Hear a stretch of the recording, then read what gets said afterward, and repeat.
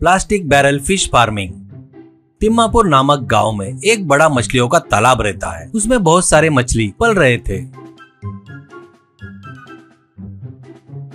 उस गांव के सभी मछुआरे उस तालाब से मछली पकड़कर बाजार में बेचकर पैसे कमाते थे। उस मछुआरों में से मंगेश करके एक आदमी रहता था। मंगेश के पिताजी सोमेश भी अपने लड़के के साथ में मछलियां पकड़कर बाजार में बेचते रहते थे।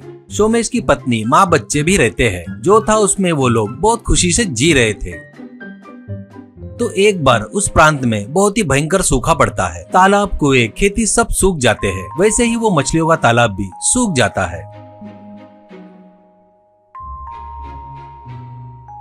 इससे मंगेश और सोमेश के साथ साथ बाकी के लोग भी बहुत दुखी होते हैं। एक जन, अरे यार, अब अपनी परिस्थिति कैसे होगी? मछलियों के ऊपर आधारित होकर जी रहे अपने जैसे लोगों के जीने के लिए क्या करेंगे? कहता है। तो और एक आदमी, हाँ, अपने को वो मछली पकड़ने के अलावा दूसरा कोई काम नहीं आता। अपन अपना परिवार कैसे पालेंगे? कहता है। तो मंगेश, आप लोग दुखी मत हो। गंगा माता ने तकलीफ दिया है, मतलब गंगा माता अपने ऊपर किसी कारण से गुस्सा है, इसलिए अपन कल गंगा माता को भेड़ की बलि देंगे। इसके लिए सभी लोग ठीक है कहते हैं। ऐसे अगले दिन सभी लोग तालाब के पास आकर गंगा माता की पूजा करते हैं। उस पूजा में मंगेश का दोस्त मधु भी आता है।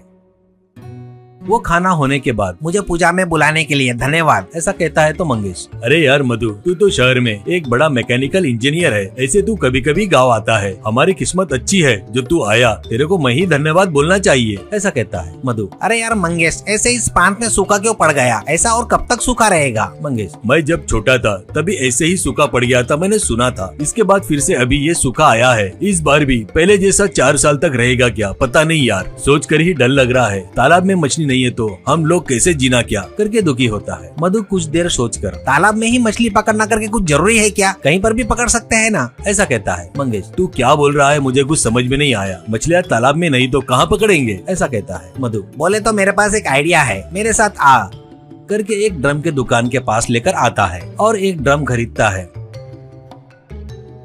वैसे दोनों पकड़कर मंगेश के घर पर आते हैं।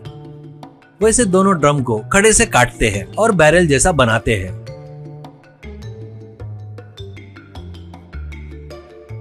कुछ समझ में नहीं आ रहा है ना? मंगेश से मधु, दोस्त एक बात बता, अभी अपने को पानी कहाँ पर मिलेगा? तो मंगेश, गांव से दूर एक कुआं है, कितना भी सूखा पड़े तो भी वो सूखता नहीं। क्यों पूछ रहा है? और ये सब क्या है यार, ऐसा कहता है। मधु, उस कुएं का पानी लाकर इसमें डालकर उस पानी में मछली को छोड़ दे। 2 दिन में एक बार पानी बदलते जा, नहीं तो मछलियाँ मर जाएगी। और ड्रम चाहिए तो लाकर रख ले। यही बात तुम्हारे मछुआरों को भी बता दे। उसके बुद्धिमत्ता और समय सूचकता को देखकर मंगेश को आश्चर्य होता है। और वाह, कितने बुद्धिमान हो दोस्त, सच में वो गंगा माता ही तुम्हारे रूप में आकर मदद की है, ऐसा कहता है। मधु ठीक है बोलकर मिलकर चला जाता है। मंगेश बाकी के मछुआरों को ये बात बताता है। ऐसे मंगेश, सोमेश मिलकर उस ड्रम में मछलियां पालना शुरू करते हैं।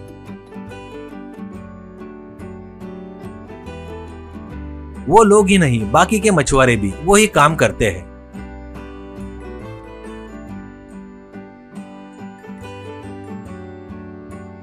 सभी मछुआरे मिलकर एक वाटर टैंकर वाले से बात करके उससे पानी मंगवाकर डलवाकर वो बैरल भर रहे थे। ऐसे वहां पर मछलियां अच्छे से बढ़ रही थी।